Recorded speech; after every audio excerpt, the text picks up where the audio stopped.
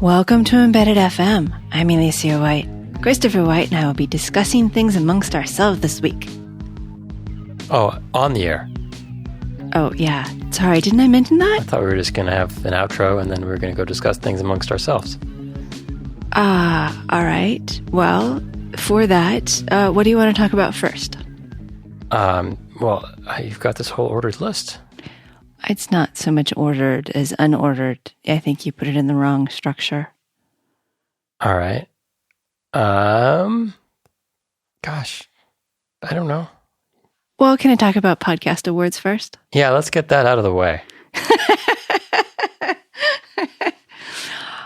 I saw someone say they had an award-winning podcast, and of course, not able to deal with competitive urges without wanting to compete and win. I went and looked up what podcast awards there are. And apparently there are some particularly popular ones, www.podcastawards.com. The nominations open in early 2016, but there are only 15 days to do the nominations. The total number of nominations might get us on the ballot. I don't really care about voting. You don't have to vote for us. I totally understand if you vote for somebody else. But I don't need to win, but I really want to be on the ballot so that we can reach a few more people. And I think the category we want is technology. There are too many heavy hitters in science. Not comedy? Maybe not comedy. Anyway, the nominations will open in January, and you will hear me begging for you to nominate us. So get your plan in place. We'll probably beg pitifully on Twitter first, which I guess does flow to my next topic on the unordered list that you're doing in order. Wait, you're just not going to let me respond to the whole podcast awards thing? You think it's silly? Oh. Okay. No. Go ahead, frame your own response. I think it's silly. Thank you. Thank you for your love and support, Christopher. Doesn't mean it's bad. Oh, I admit it is silly, but I don't know. It'd be neat. Yes. Okay. So you were segueing into Twitter. Yes. After we got off the air with one of our recent guests, he asked, how do you use Twitter in that, why sort of manner that I often associate with people who don't use Twitter a lot? Oh, you're asking me how I use Twitter? Sure. Yes. Too much? Too much. I don't know. I use it differently than probably most people. I think a lot of people follow a lot of people and use it for almost like RSS. They get their newsreader. Yeah. I don't follow that many people. I follow probably 100 people, and I try to keep it that way. And I get a little bit of my news from there, but mostly it's just I've collected a group of people who say interesting things, and I like reading what they have to say. Sometimes they have blogs, sometimes they have podcasts, and sometimes they're just friends. As far as posting on Twitter goes, I don't have enough followers to really use it as a I need help with this question kind of thing. Generally, I use it as I have a joke or I'm annoyed. Here's how I'm annoyed, or here's a joke. Yeah, as a slight outlet for quiet whines. Yeah. Yeah. I find I'm censoring myself a lot more than I used to because now you're followed by people you work with. Either follow people I work with, or there's just some chance that somebody will go look something up, and I can't say specific things about specific. Let's just leave it at that. Come on, you can go ahead and rant about IAR here. Oh no, I say specific things about IAR on Twitter. I have no problem with that. But yeah, so I mean, can't really complain about the man. The man is watching. Yeah, exactly. How do you use it? Well, like you, I only follow about 100 people because that's as many as I can keep up with. And even that, I do declare bankruptcy sometimes and just not read everybody's tweets. Yeah, I'm definitely not a completionist. That way lies obsessive compulsive disorder. And then I tweet jokes and stuff about the podcast and books. And You tweet all of my jokes. I tweet all of my favorite of your jokes. Right. Yeah. I also spend a lot of time tweeting things you say that you don't tweet because I get to it first. Right. So if you want all my best jokes, follow Logical Elegance. I also have been monitoring the Embedded FM Twitter feed more than I used to. Now that we've had enough guests, and the Embedded FM always follows the guests if they have Twitter accounts. That is a more varied and interesting thing to look at sometimes and not try to keep up. Yeah, I do that too. It's a good collection of people. Yeah. Yeah. There's a million ways to use Twitter. I don't think Twitter, the company, knows how to use Twitter, which since they keep changing things, it's clear they don't know what the good parts are and the bad parts are. I think it can be useful. It's a really powerful way to connect with people who you normally wouldn't be able to connect with, because everybody's sort of brought down to the same level in some sense. It's not like Facebook, where if you're following a celebrity or a famous person in your industry or a luminary, the odds that you're actually going to interact with them are fairly small. But on Twitter, it's so short. A lot of times you can ask somebody a question. Or you got in a Twitter fight with John Scalzi. That was pretty funny. Well, yeah, it was a very short fight. But yeah, people respond to you who, normally probably wouldn't, because it doesn't take much time to write a 140 character response. Yeah. So it's kind of interesting. You can be connected to people who probably there wasn't a way to be connected to them before. Well, then you can listen to conversations too. Like, what is it? Bezos and Musk had this big Twitter fight about whose rocket went to space or some nonsense. It was very serious. It was nonsense. It was totally nonsense.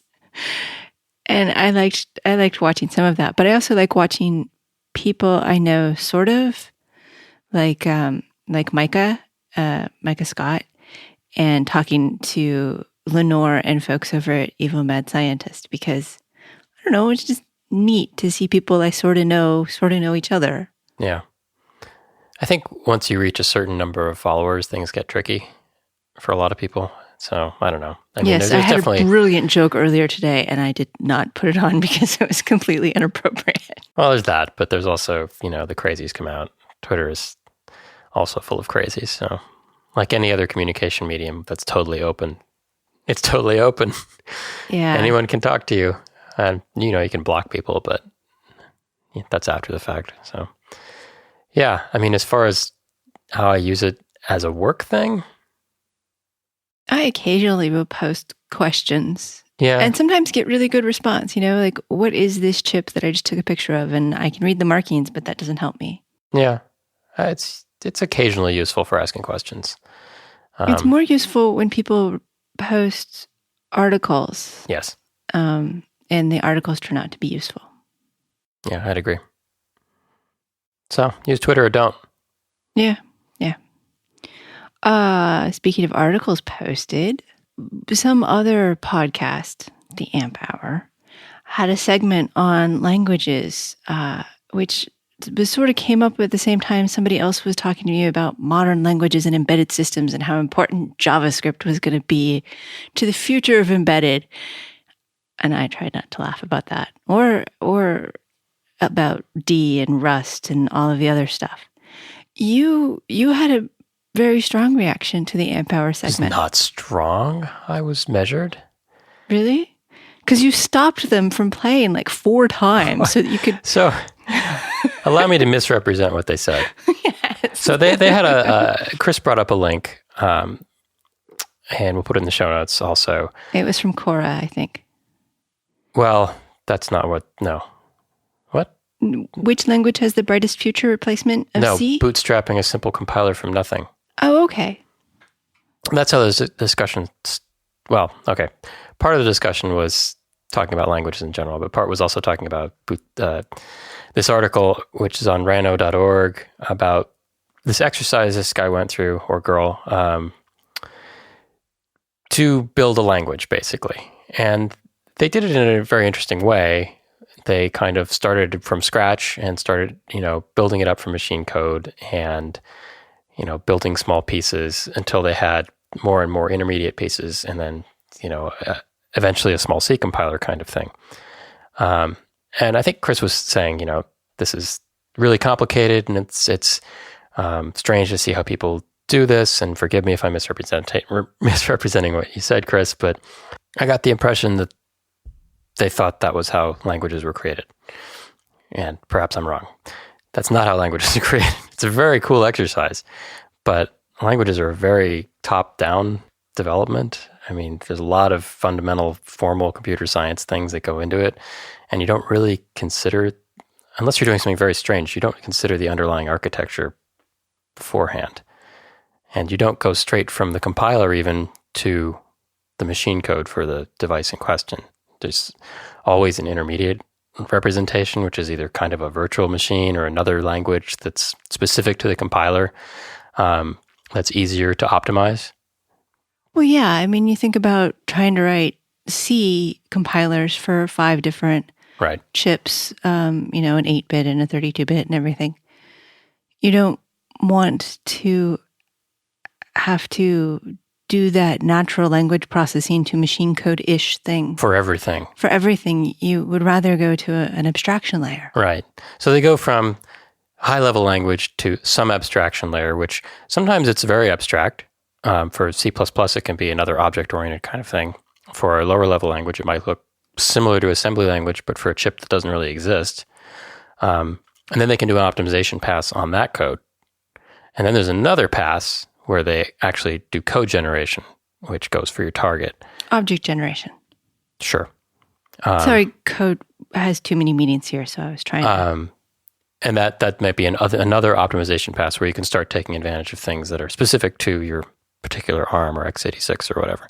But anyway, I didn't want to harp on it too much, but I did get the impression that was how they thought languages were developed, and it's very much not. Well, most languages now are more human readable. As time goes on, things become... Have you seen Rust? I haven't, actually. No, it's not that bad, but it's syntactically weird. Yeah, and things do become more human readable. And some of the intermediate languages in between machine code and the compiled language are human readable too. So compilers are fascinating. I mean, it's one of the most complicated. Compilers and language development is one of the most complicated and amazing things, I think, in software development. And there's very few people out there who know how to do it well. I've known one. And they really are very specialized, because that stage where you go from their virtual machine or their language thing to your actual processor, that requires a processor expert. And not like a processor expert like, I'm pretty good with Cortex M3s, but like, here is the assembly and I understand it thoroughly. Yeah, and know the quirks and how you can rearrange things, because I worked on a compiler and assembler for a chip at Cisco a long time back, and it was a very strange chip in that each instruction could do something in every unit. So they're very, very long instructions, and you could have a memory operation, an arithmetic operation, some other thing, a shift operation, all in one instruction. And so there were really cool things you could do when optimizing to take stuff that would happen later and pull it up into the earlier instructions. Because you might as well set it up. You had an unused arithmetic step or an unused shift step.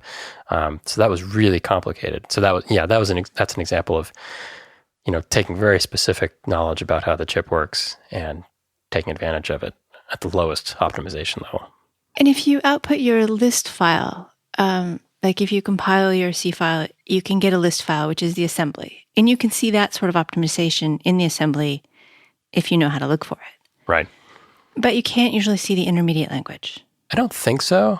Maybe there is a way. I'm sure there's a command line option for all the compilers. For GCC, for sure. Yeah, and there might be for LLVM as well. And a lot of them will output different intermediate representation. GCC has several that it uses depending on what it's targeting. So, it's complicated stuff. It's cool. I've often wanted to really, really dig in and learn that. Yeah. Embedded systems, I guess signal processing is my favorite thing to work on, and then just general embedded systems. But after that, compilers would be up there. And there's plenty of languages out there that are very popular that don't target any device. Java, .NET, they all target a virtual machine,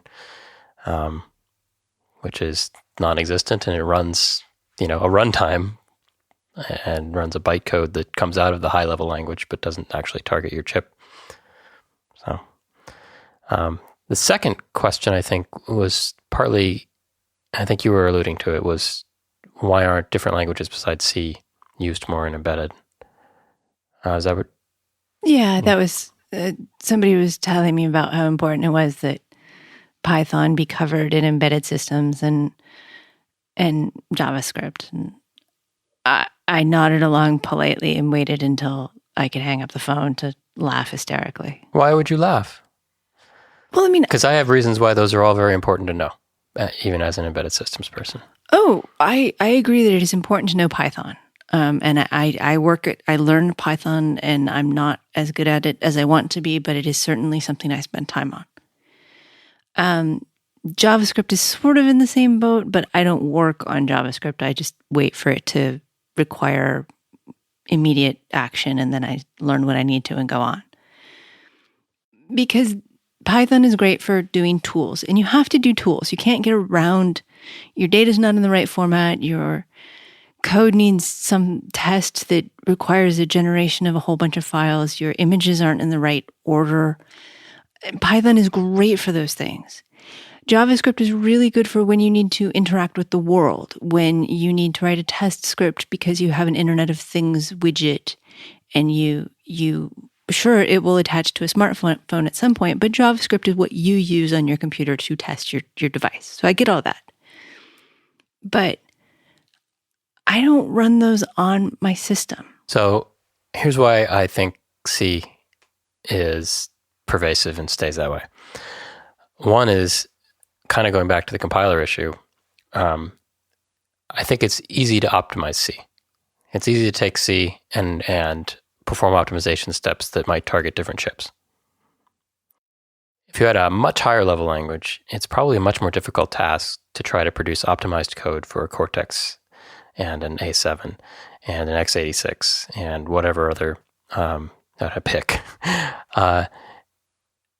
So the tools manufacturers, tools developers are probably incentivized to stick with C for a long time. The other thing I would say is that I think, there's critical mass with these things. I was going to say inertia, which I think is going to be the same There's a huge amount point. of inertia behind C.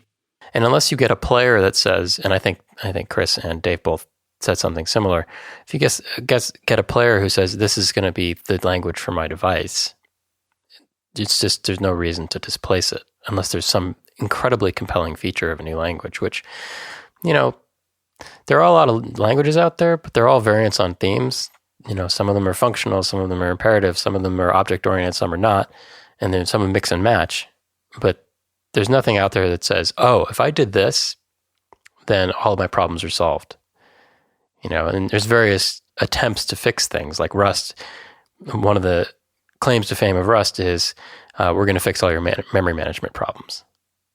Well, didn't Go have something along those lines as well? Yeah, but I think Go is more targeted towards the web side of things. I remember when Josh Schneider came and talked to us about Go, but I don't remember very much about Go itself. Yeah, I don't know that much about it, but I hear most of it in the context of things like replacing PHP or Python or, other server-side languages.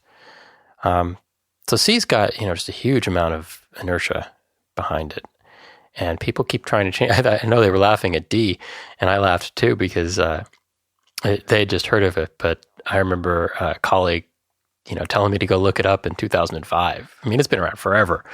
And so people do these projects, and some of them are quasi-academic, and some of them are, we're going to try to push this as part of our product. I think that really just doesn't work. I think the only people who've been successful with that kind of thing are Microsoft and Apple. Microsoft with .NET and Apple with Objective-C and then Swift. And both of them can do it because they have their ecosystem. And they say, this is how you develop apps for our target, and you have no choice. Well, and somehow they made Swift very alluring. I want Swift is on my list of, once I'm good at Python, it may be Swift. Although I have no reason to want to learn Swift other than Apple tells me I want to learn Swift. Unless you want to write apps for Apple, there's no reason right now. I like the idea I can use emojis in variable names. Yeah, that is. See, that's the kind of thing that could push C out completely. You could have chicken equals duck plus 1. Actually, I think that that is an amazing feature because you can write code in Chinese. Well, you can write localizable code. Yeah. Yeah. Not localizable code. Localized. But I mean, I can't really imagine me writing code in Chinese. Why do I expect that Chinese folks should write code in all of the Americanizations we have in C? I mean, sure, it just says for and while and switch and case, but those are still not native. And so I am sort of excited about Swift and its ability. Sure, the keywords are. No, but everything else you can be name that. variables and stuff. I'm not sure that's not possible in other. I mean, that's got to be a compiler specific, parser specific thing rather than anything language specific. All right. Well, we don't know, so let's go on. Anyway, so they had an interesting discussion on Amp Hour. It prompted me to think about things, and there you go. What about ISO 646.h? I don't know what that is. Actually, it was Andre from the Great White North who introduced this to me. He asked if I ever included it in Anger, and so I had to go look it up and then reply, well, I never have, but I will now. So it is, let's see, ISO 646.h. Very descriptive. Yeah. Easy to remember. It was sort of like you're making a header file that makes things easier to use and remember, and that's what you're going to call it. But it redefines several operators. So like the and, which is the ampersand, which otherwise known as and. Logical and. So it becomes a macro that is just and. And then you have a single pipe, which is usually bitwise or. And so the header file macroizes that to actually be bit or. Is this just to reduce confusion between the logical operators? Yes. Well, and to make the symbols a little easier to understand. So it does and equals, bit or, complement, which is, and has complement, which is the tilde, and not, which is the exclamation point, which is right. But my brain was never going to get complement. Maybe inverse. Or XOR equal. Exciting. Yeah, super exciting. So if you hate the operator symbols in C, you should use this header. Yeah. What about equality? Does it fix your problems between equal and equal? No. Yeah, I see that a lot more. That's true. I don't know. It was sort of amusing. It seemed like the sort of thing you could torture people with in interviews. And you said that's built into C++. It is built into C. Wait. Well, the header is. It's a C90 standard. Oh, so you don't need the header if you're C90? Implemented as a group of macro constants in the C standard library in ISO 646.h. Right, all right. They were added to the standard in 1995 amendment to C90. Okay, very. No, you have to include the header. Unless you're in C++, in which case you don't have to include the header. These all just work. That's what I just asked. Then the answer to your question was whatever that answer was. Which is yes. Yes. We'll stick with yes. Hey, going back to the languages for just a second, there was another thing. I don't want people to have the impression that we all program in C. And you mentioned Python and JavaScript. I've used a ton of languages in development, and they're all targeted to the specific use. I mean, I wouldn't write a script to do build stuff in C. No. I'd write it in Python. I'd write it in shell script, some other scripting language. I would pull out my make. Stuff like auto-generated code when you're doing internationalization and you have a script that might extract strings from C code and build more C code, or auto-generate headers, or if you're doing meta language things where you're replacing tokens and modifying the C language, all that stuff can be done with Python and shell scripts and stuff. And so those get used a ton for tools. I use MATLAB all the time for simulating stuff, algorithm development. If you're doing image processing or doing audio DSP stuff, it's much easier to start with MATLAB than it is to start with C code. How do you still have a MATLAB license? Let's not talk about that. Octave, whatever. Well, I use NumPy, but yeah. I don't still have a MATLAB license. NumPy. Yeah. So I mean, embedded uses all kinds of stuff. ShotSpotter was. Can we say what? Oh, well, they used C primarily and a lot of C++. And then there were huge SQL databases, which I love SQL. LabVIEW. Oh, I try not to talk about that. Well, but it's for scientists, it's useful. It is, and it is a really great way to develop algorithms. And you can leave them there, but the pipeline is often algorithm development in something like LabVIEW or MATLAB or Simulink, where you can visualize stuff. And then you deliver that to somebody to turn into C if you really want to, if you have to put it on a small target. I don't really understand the argument that C is the only thing I'll ever learn. That's really short-sighted. But I also do still resist people saying, well, JavaScript is the embedded system of the future. That doesn't make any sense. I mean, that's an extreme position on the other side that makes no sense. Right. Yeah. Okay. Sorry. So back to, we did the header thing. Why? Fourth. Alan wanted us to mention fourth again. Fourth. Thank you. What comes after third? And before fifth. Right. Although if you haven't heard of fourth, it is a neat little language. You've never used this one, have you?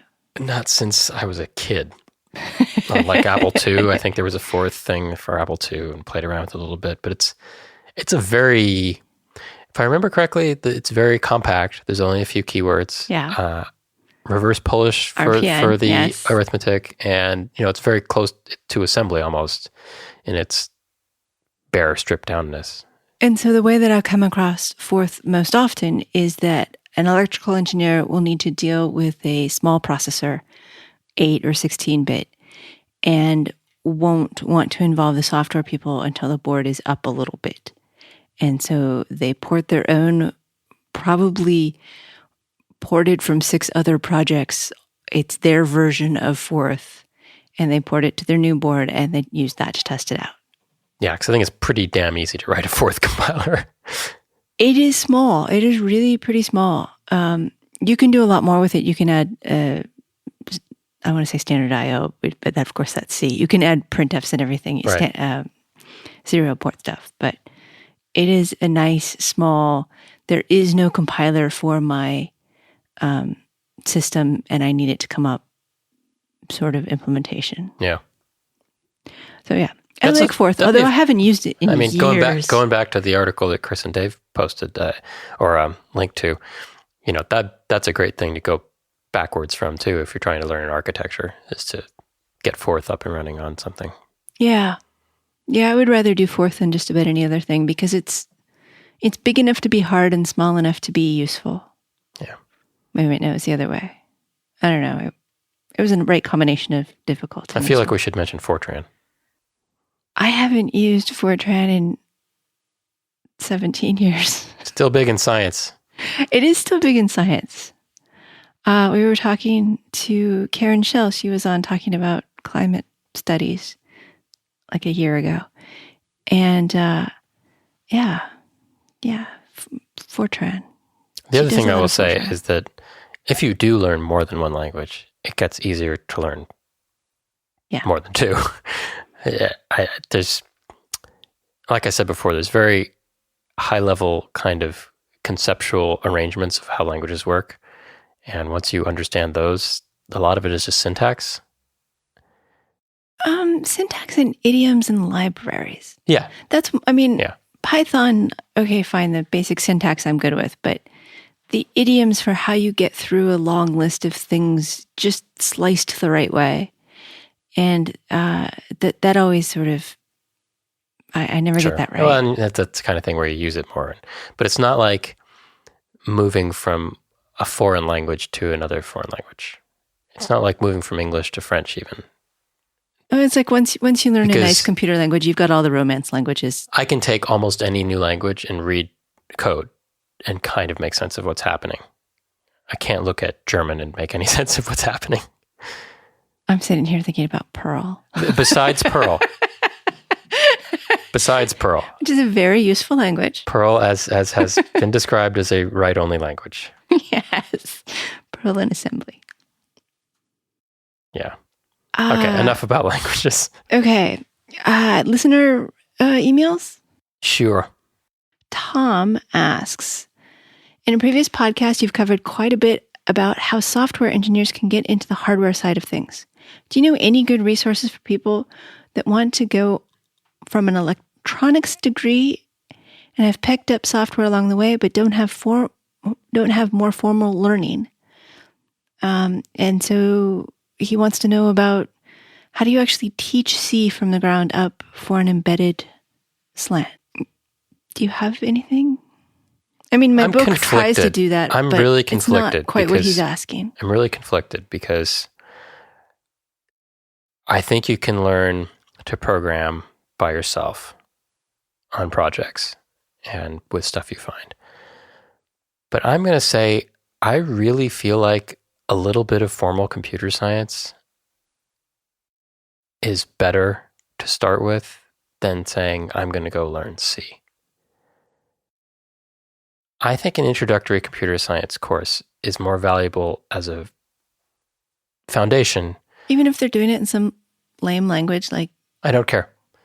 Because the concepts are the important part. And if you don't understand the concepts, something like C can be extremely daunting. Pointers, memory, how memory is organized, loops and conditional, things that sound simple to us. I just remember people being very baffled by when they were first encountering them in introductory courses. And learning some computer science or learning from a computer science text kind of takes away some of the painful bits that you don't need to really worry about right now, and just gets you to understand some of the concepts. Even if you just started and kind of skimmed through and kind of got some familiarity with the language, like, and not the computer language, but the language of computer science. Here's what we mean when we say function. Here's what we mean when we say switch statement. Yeah. And here's a state machine. It doesn't really matter what language it is. There is going to be a state machine. But, in a lot of ways, it's how I've approached electronics and failed. In that, I'll just build a circuit. I have these parts and I know some stuff about digital logic, but I don't know anything about electronics. So I don't really understand fundamental concepts very well about impedance and resistance. And those are the places I get hung up. And so I think that people who jump right into, I'm going to learn to program, and then I think they end up with some pretty bad blind spots in the same way, and might end up doing really idiosyncratic things. It depends on your goal too. If you're just doing it for fun, who cares? But no, he actually mentioned that they were hiring in Sydney for C and ARM and MSP 430. Of course, this was like a month ago, so I'll see if he still got the job open and put it in the show notes. But I think it sounded like he was trying to get enough done professionally that he wanted to do a good job. And yeah.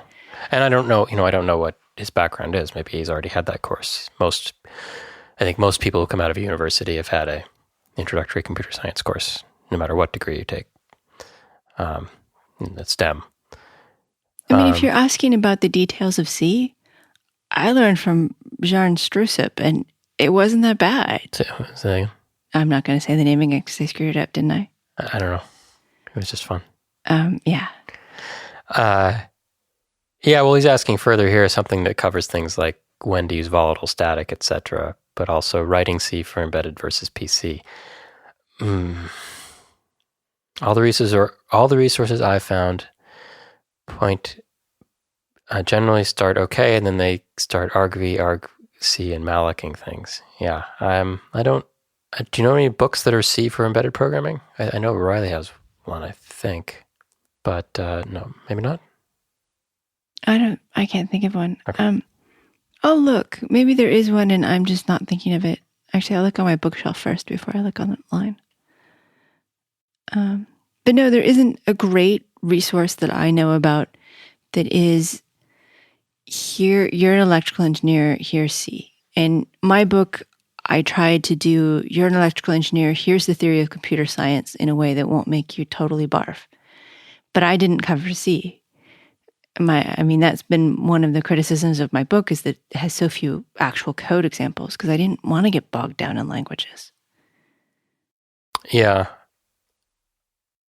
I think there could be a very short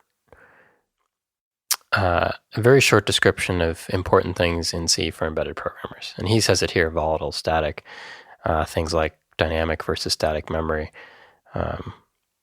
Yeah, but as soon as you did that, I would want to talk about the things you don't learn from a C book, like what's a map file and why is it the most useful thing ever? Yeah. And why you really do have to look at the link file. And then you get into why you have to read the data sheet so you can build a link file.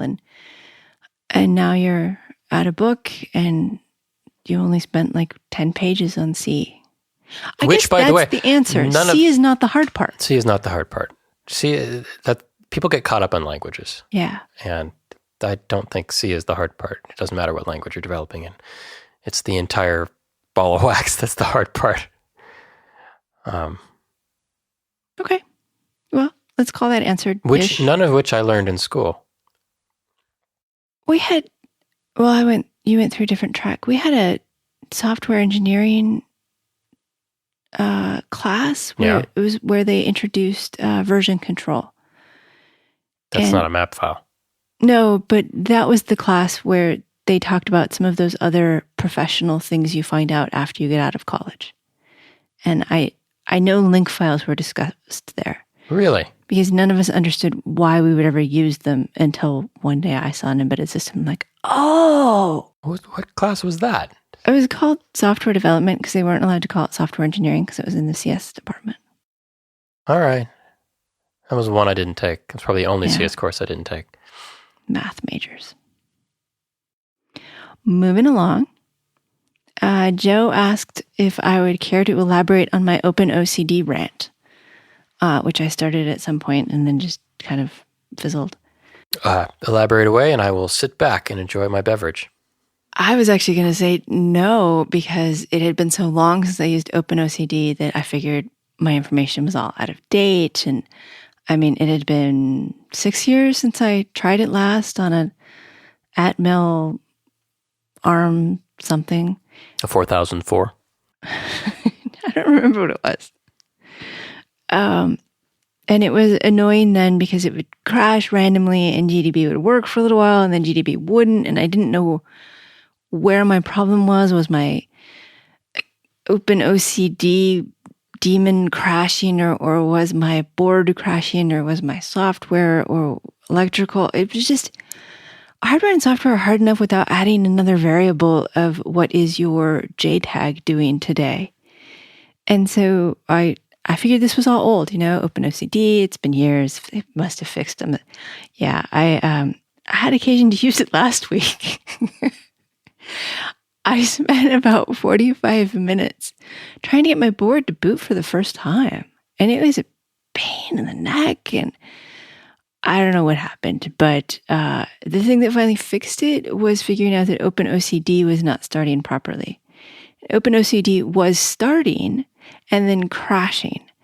And it wasn't that hard to fix, but nowhere in there did it say, the reason OpenOCD is crashing is because your JTAG widget, your JTAG emulator is not plugged into the port that I want. Okay, you're talking over serial. Either figure it out yourself by querying all of the available ports or tell me so I can type it in. Don't just crash in the background and then say, this code does not load properly. Yeah, I just can't. I'm not going to say that any tools for embedded systems are good, but that sounds like first day learning curve stuff. I've had similar problems with JLink where it's like, oh, I don't know what happened. Stuff disconnected. Ha ha. Or you're sitting at that breakpoint you've been trying to get to for 3 hours, and we're here, and oops, I disconnected. No reason. I mean, that stuff happens in all those things. It wasn't that it disconnected. It was that the error message it gave me was so Yeah, well, no, different than what. No, it was first day stuff, and it was just. That's what I remember about OpenOCD is that everything I went to try to do, it would fail in the background, and I wouldn't figure out that was the part that failed. What's really sad about all of these things is I can dismiss your rant because, well, hey, all the tools are awful. So what are you complaining about? Which is a terrible dismissal. No, it's a terrible thing to say, but it's true. It was. I use a lot of different crappy embedded tools, and OpenOCD is. Well, you get what you pay for. The other ones are thousands of dollars too. I know. All right, so that was my OpenOCD rant. I know some of you are going, no, it's great, it's free, it's wonderful. It probably is, but I want something that's great and free and wonderful and working. Does it work now? It worked for about 15 minutes, and then I loaded the code I wanted, and then I could use the other JLink actually with the IAR. So, yeah, it worked briefly. All right. Okay. Dennis sent us a board, not an actual physical board. The $20 Linux board. Yes. And I don't remember it because that was a while ago. And all you have here is that $20 Linux board. So let me figure out if I can find that again. 1 second. Computing. Here we go. It's Vocore.io. And it calls itself a coin-sized Linux computer with Wi-Fi.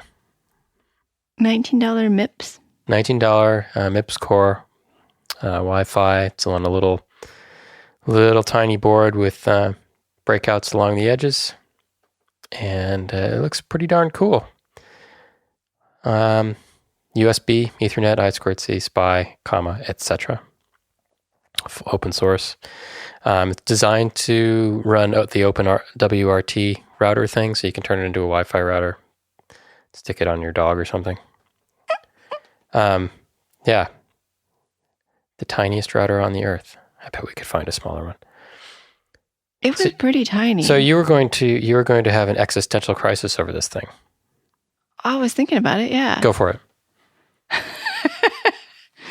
Okay.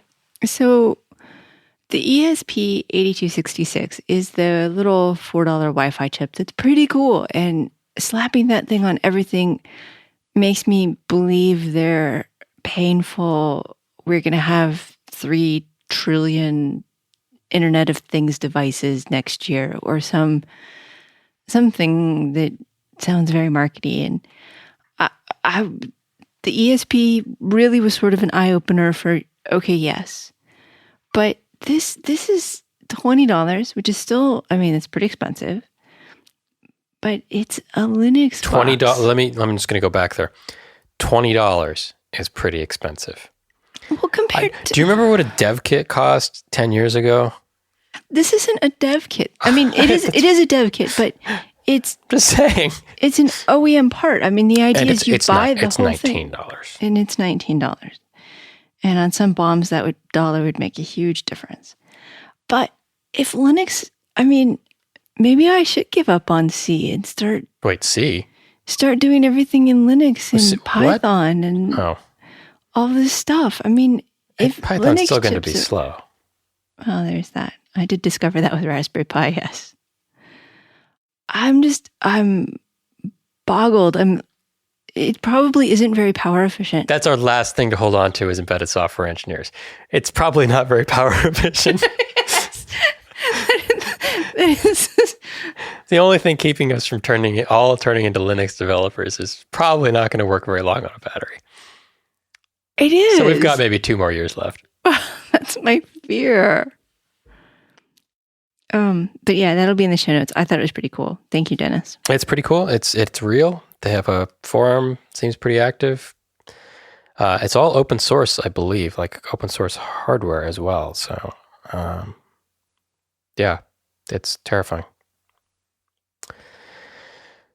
But, you know, the electrical engineers should be terrified too, because... Wait a minute, it's 1999.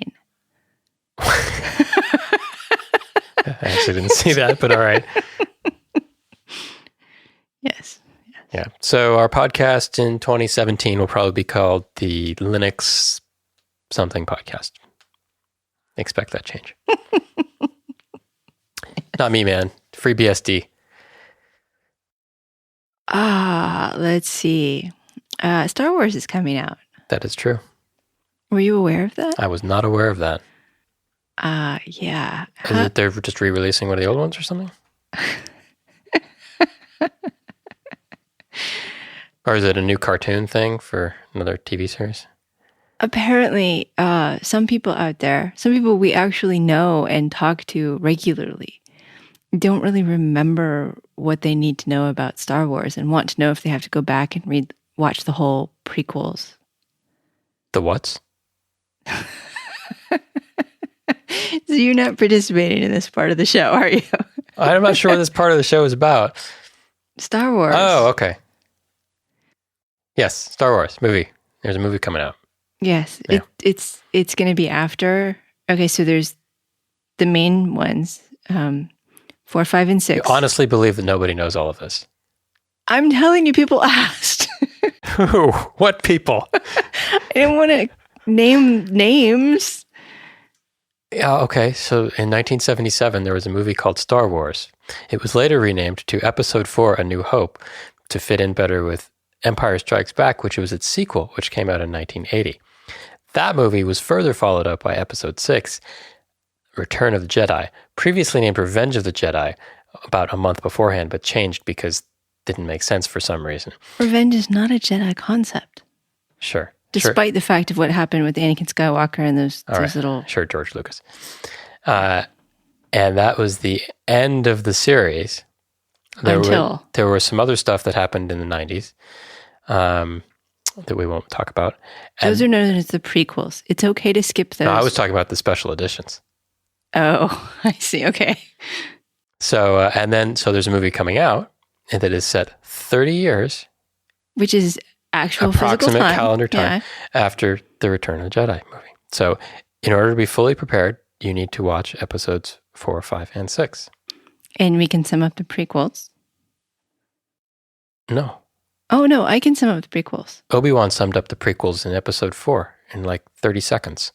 Oh, I was just going to say, Luke, I am your father. That was all the prequels. Did you just spoil Star Wars? I did just spoil Star Wars.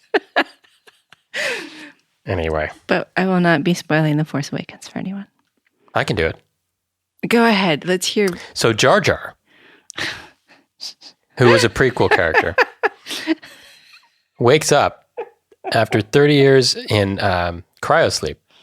And it turns out that everything that happened before was a dream. This is all Jar Jar's dream? Yeah. And then the rest of the movie is Inception-like, where him he goes trying deeper? to explain to all of his friends what happened. And as is usual, people explaining their dreams is extremely exciting. So I'm looking forward to seeing them. Let's move on. All right. You know from last year, they all know you're a huge Star Wars nerd. Yeah, sure. All right. I say that like you're the only one. Like I'm not the one that was wearing BB-8 accessories. I saw in, I believe, London, but definitely that island where London is. That island? Is located. He asked us for advice. He's doing an embedded systems course with computer vision. He's having a ball, and he wants a job in Silicon Valley, and wondered how that can happen. And people keep asking us this, like we've gotten jobs recently.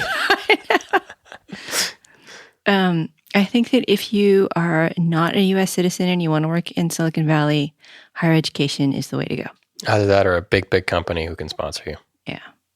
It's not that easy, and It's gotten more difficult. So, yeah, there's the H-1B path, or there's come to university.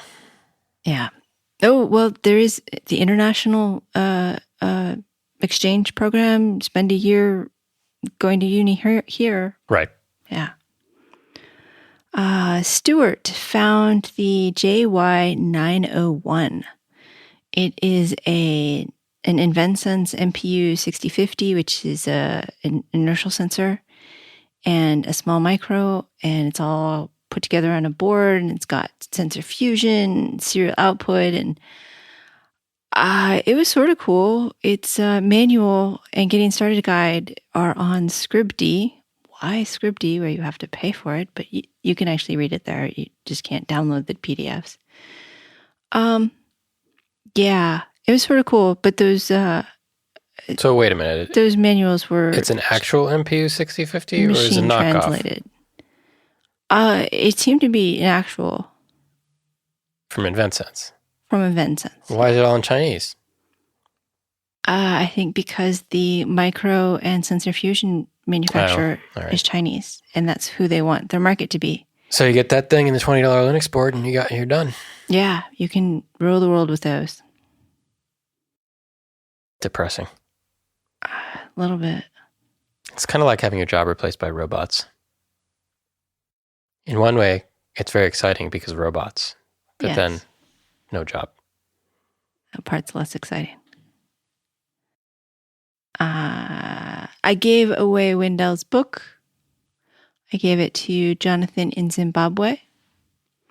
We have listeners in Zimbabwe. We do. We have a couple in South Africa and other African countries. It's pretty cool. Zimbabwe, so it's just much more fun to say. It is. I liked Jonathan's story best of the ones I received. All right, let's hear it. All right. Okay, it's sort of long. It is. He said that he had lots of options. There was the time he packed a rocket with fast gunpowder instead of the nice slow burning mix. The time he ground the flash powder a little too enthusiastically and filled his room with smoke. And the exploding paste incident. Don't ask. I really want to ask. I know. The time he used old hydrated ammonium nitrate to mix with zinc. Burns when exposed to water. Whole lab to be evacuated again. My favorite chemicals are the ones that burn when exposed to water. Yes. Homemade rockets, pyromania, unsympathetic cops. But actually what he submitted, not any of those. He submitted his all-time favorite experiment. What you do, you start out, you squish some strawberries in a sandwich bag with some water, salt, and dish soap. And I've heard this also works with bananas, so, it should be able to work wherever you are. You filter the mixture in a glass by tilting the glass and gently pouring rubbing alcohol or drinking any high concentrated alcohol. You get 2 layers of liquid. The top is clear. The bottom is the strawberry goo or banana goo. And then you watch as stringy white stuff floats into the clear layer. You can pick up the stringy white stuff with a toothpick and play with it. And what is it? It is DNA. It's the actual DNA strands. So, yeah, you want to show somebody your DNA? No, show somebody a strawberry's DNA, then you can. I think he will do well with Wendell's Build It Yourself Science Laboratory book. Frighteningly well. But why? But why does that work? I don't know. I bet you could figure that out if you wanted to. No, I just want to be told. Well, there's alcohol and filtration and DNA. DNA floats in alcohol. Great. Thank you to the rest of you who sent me stories along with your entries. They were excellent stories. I quite enjoyed them. Jonathan's story was my favorite, but he won because Chris chose his Excel number, not because it was my favorite. And that actually covers my list. What else do you want to talk about? Really? Thought there was something else on here. There used to be more on here, but, You removed it? There's some Arduino thing. Arduino to Spark fun thing. Oh, see, I just flipped around too much. That was about mice, feeding mice. feeding mice. I had a client come. I talked a little bit on Element 13 about feeding mice and trying to get to low power systems from a standard Arduino. And the secret there was to go to Arduino Pro because it removed the USB chip, and so you didn't have to power it all the time, and that was just huge savings. But there was still a lot of things sucking up power. And they wanted to be able to monitor the mice feeding online. And so I looked around and ended up with the SparkFun thing because it was cheap and it was ESP8266 based, which I'm pretty amused by. The project still had the requirement that a motivated high school student should be able to build it. So I couldn't get too complicated. I ended up still using the Arduino IDE for the code and buying all of my parts off the shelf and Adafruit Boost and only modifying small things. But it was pretty miraculous. The Arduino version, which I did power optimize, lasted a week. Most of the power was used by the motor subsystem and when it was on, and then when sleeping, the Arduino doesn't sleep as low as it could, and the pellets are found by optical diode. So having that diode on all the time meant it was sucking power. And that power is still in the new system, but that's about it. Everything else is like down into low microamps. So yeah, now it lasts for 30 days. They're happy. See, even if it was Linux, you'd still have to figure stuff like that out. Yes. Yes, indeed. So yeah, that was my Arduino to SparkFun story, or SparkFun thing story. And then at SuperCon, I helped out at the SparkFun thing workshop because I'm like, oh, I've used one. I can totally help you. But it turned out most of the problems had to do with installing Arduino and then installing all the SparkFun things on top of the base Arduino. I really wasn't very good at that.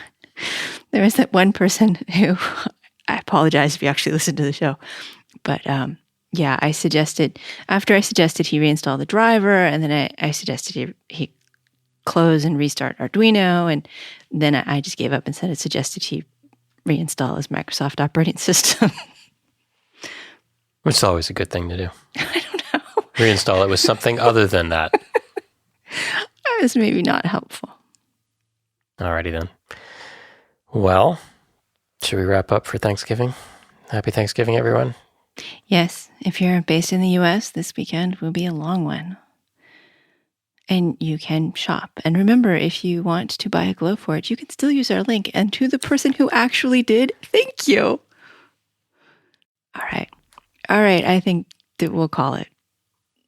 Call it what? I'll call it done. Okay.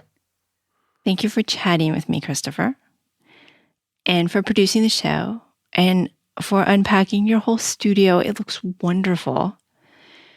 And thank you all for listening. I don't know that we're going to do mushy Thanksgiving things this year, but I am thankful for where the podcast is and all that it's done. So my final thought this week will come from Epicurus. Do not spoil what you have by desiring what you have not. Remember that what you now have was once among the things you only hoped for. That was harder to read than I expected. All right, Embedded FM is an independently produced radio show that focuses on the many aspects of engineering.